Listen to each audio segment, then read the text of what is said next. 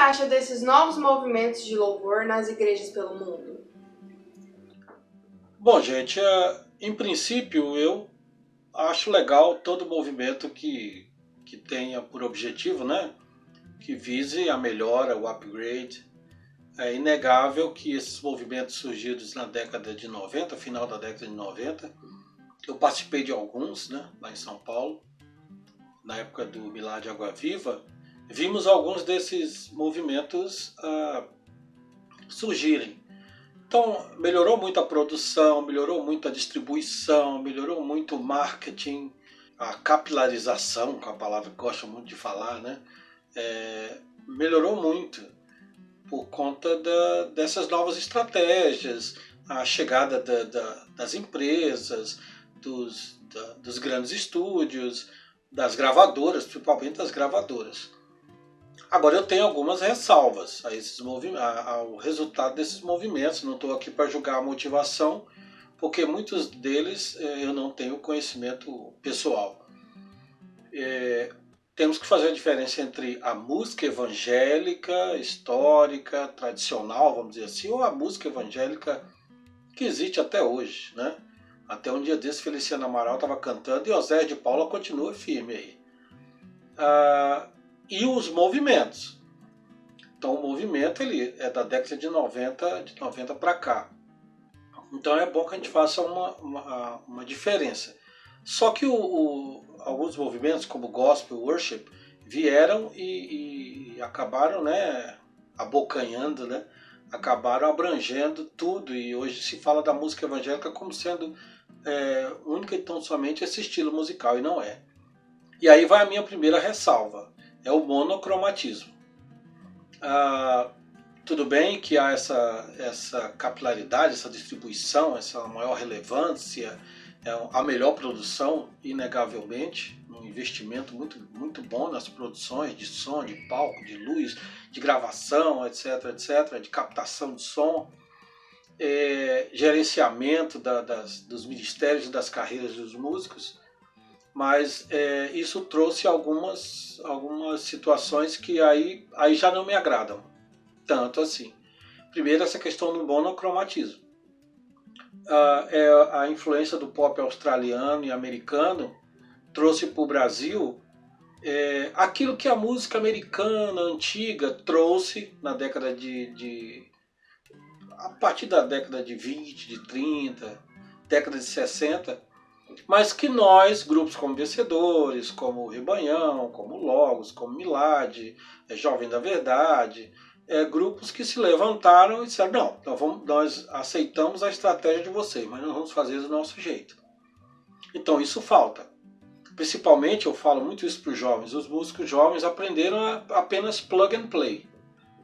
Eu pego a música, baixo da internet, já vem a cifra, o jeito de tocar, geralmente, né, a gente fala guitar worship, até uma forma de denominar, acordes ali, você usa 2, 3 cordas, uns riffs assim leves que, né, não fazem mal a ninguém, assim, entre aspas, né?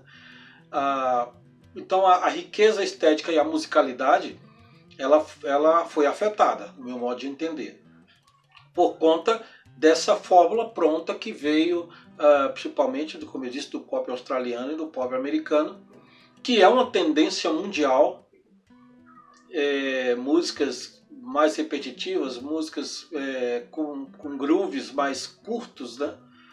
Sem muita instrumentalidade, e música de coro, basicamente coro. Investe-se menos em estrofe e trabalha-se mais uma frase que você vai ficar repetindo e aquilo marca. Então isso trouxe um empobrecimento, no meu modo de entender, da musicalidade e da riqueza estética.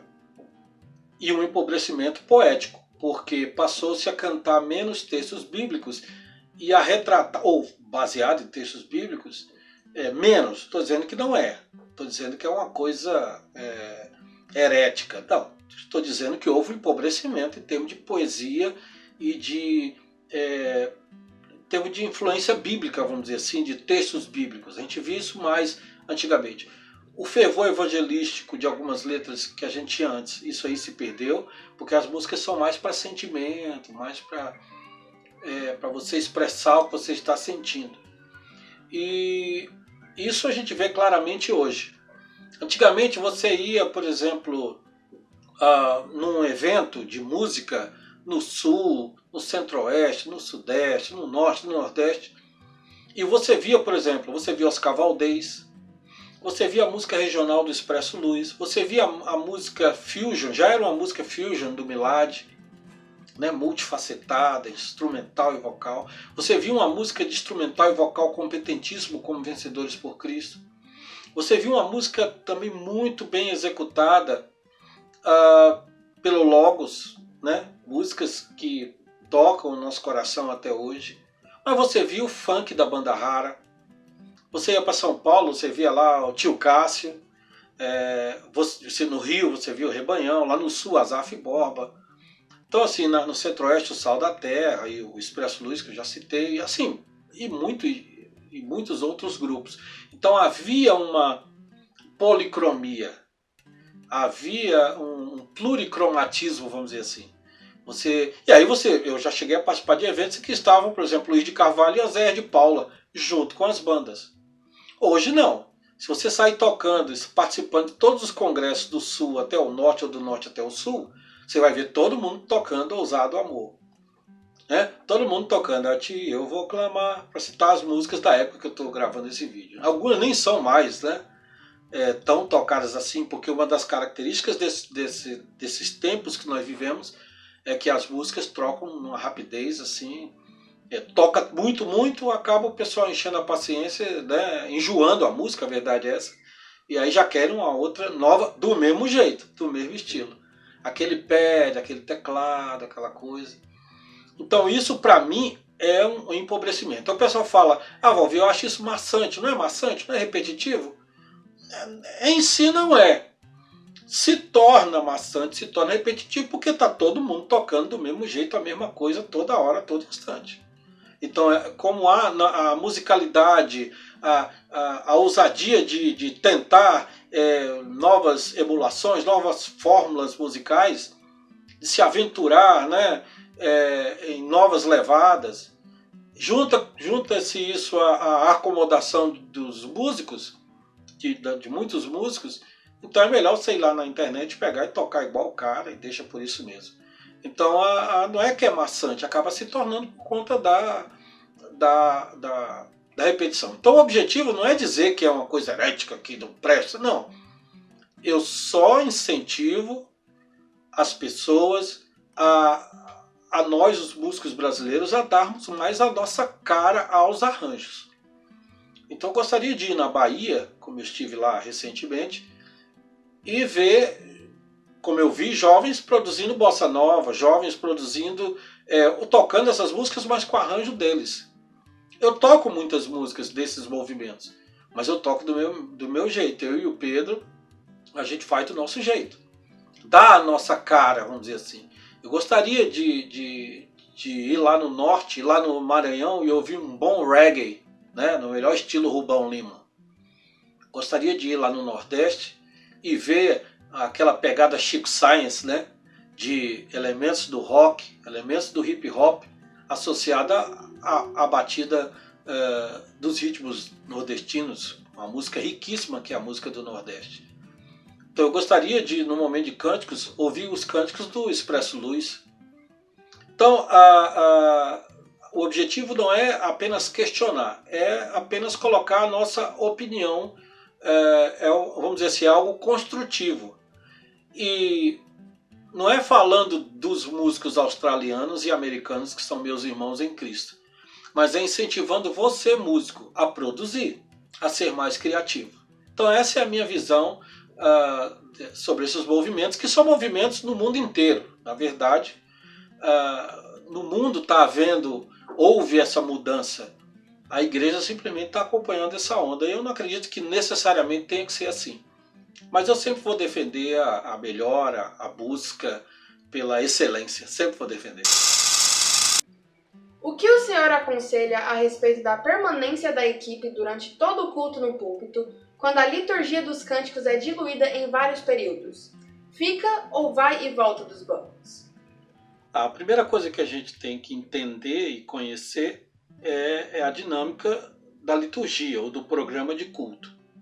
A música, eu sempre vou dizer isso, e já disse isso em vários vídeos, a música ela faz parte de um contexto, ela não é um culto dentro do culto. Então é muito importante que, em primeiro lugar, você entenda a dinâmica da liturgia. E a liturgia é a responsabilidade principal do pastor ou do presbítero que está dirigindo. Geralmente, antes de começar, né, geralmente a gente se reúne ali atrás do púlpito ou numa sala para a gente discutir ali os últimos acertos. Então, o mais importante, gente, meninos e meninas, né, é que o músico conheça a dinâmica da liturgia ou do programa de culto, como você quiser chamar. Nós chamamos tradicionalmente de liturgia, né? Então, isso é importante. Você saber as partes do culto que vão acontecer, para que não haja o que a gente chama aqueles slack, não haja aqueles hiatos, aqueles buracos em que é anunciado, vamos agora ter o recolhimento dos dízimos e ofertas, vamos agora ter o momento de adoração.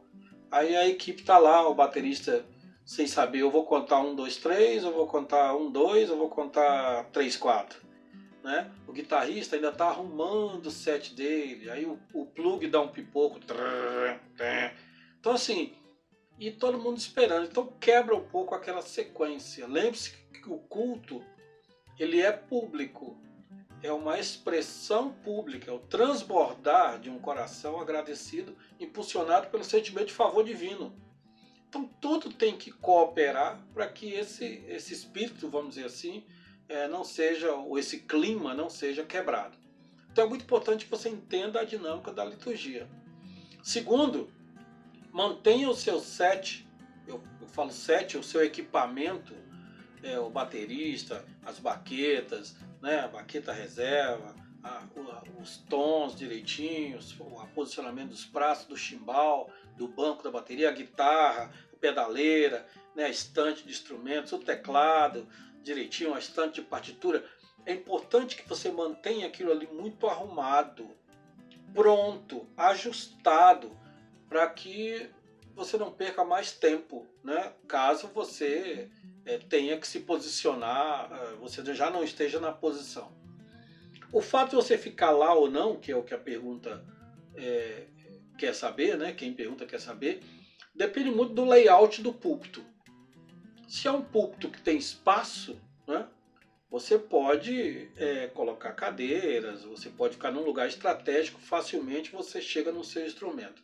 Mas às vezes quando o púlpito é muito pequeno, aí então você tem que desenhar bem o posicionamento dos músicos para que, caso você não possa ficar lá, quando chegar o momento, um pouquinho antes você já chega, já está tudo arrumado, não vai ter pipoco, né, de cabo, de plugs. Então você já pega seu instrumento, você já está pronto. Então tem muito a ver com o púlpito, o tamanho da igreja, o tamanho do palco, vamos dizer assim. Se você puder ficar lá, uma cadeira, um lugar para vocês ficarem prestando atenção, participando, não é olhando no celular nem batendo papo, não vejo problema. Uma bancada na frente, separada para os músicos, eu não vejo problema. Os corais já fazem isso, se adaptam a isso. Agora, se não tiver, se nenhuma dessas alternativas for possível, gente, você pode ficar em pé lá o tempo todo. É um sacrifício que você vai fazer, mas Jesus sofreu muito mais por nós, né? Então, assim, fica lá. Já se prepara, né? As meninas vão com salto confortável e você pode ficar lá. Agora, se der para você conciliar essa movimentação sem causar, como eu disse, nenhum transtorno, pode ser. Você vai ter que primeiro analisar a dinâmica da liturgia da sua igreja e o palco, né? O layout do palco. Isso aí você vai ter que observar. Os músicos da igreja fazem um serviço voluntário. Você não acha que fica meio sem sentido exigir um padrão super profissional desses músicos? Eita, que essa é uma pergunta interessante, uma discussão que eu gosto muito de entrar nela, porque é uma bandeira que eu tenho defendido há anos, o profissionalismo cristão dentro das equipes de louvor das igrejas. Mas essa é uma pergunta que é uma discussão. Já participei de um workshop em que um grupo falou: não, nós não somos profissionais, nós somos voluntários. Não, me recuso a ser tratado como um profissional. Eu sou um servo, tal, etc. Mas acho que uma coisa interessante para a gente entender e refletir, e que reforça o meu ponto de vista, que eu vou defender sempre: eu e você somos profissionais a serviço do reino, somos profissionais da música, profissionais cristãos. O que me leva a ter esse entendimento, em primeiro lugar, é a palavra professar. Ué, você não professou a fé lá na frente da igreja? A palavra professar é só ir lá no dicionário. Significa confessar, reconhecer publicamente, estar convicto, jurar, prometer. Então, como é que você não é um profissional se você se compromete a tocar na igreja? Não, mas eu nem ganho para isso. Esse é o outro problema, é o não entendimento da raiz da palavra profissão, professar, e o não entendimento de que o profissional não é só aquele que é pago. Porque tem muito profissional que é pago, muito bem pago, e faz um serviço fuleiro, como diz o meu amigo Ilquias Alves, né? Faz um serviço mequetrefe. Existem profissionais muito ruins. Então, não, o Valvir, ele é pago para isso, então ele vai lá e faz. Não, eu faço porque eu prometi que eu iria fazer. Eu faço porque eu me dispus a fazer. Eu faço porque eu estou convicto, né, de que eu posso, né, ajudar e eu quero ajudar. Então, não, mas o profissional, ele estuda, ele se dedica. Ué, e o voluntário não? Você é um profissional voluntário. Volução, vontade. Você é um profissional que tem vontade de exercer essa profissão. Então é mais do que o financeiro. Porque tem muita gente que é bem pago e faz um serviço horroroso. O problema é que muita gente se esconde atrás do voluntariado para fazer a coisa bagunçada. A verdade é essa. Não estou dizendo que quem não pensa igual a mim, né, a respeito do profissionalismo cristão, é um bagunceiro. Mas, via de regra, uma das maiores dificuldades da gente com a equipe de música é o quê? Compromisso. Muitas das perguntas que eu recebo nas lives, nos workshops, né? Agora eu estou mais, né, participando de lives, né, por causa dessa pandemia horrorosa aí. Muitas vezes, muitas perguntas são a respeito de quê? Compromisso. Como é que faz para ter mais compromisso?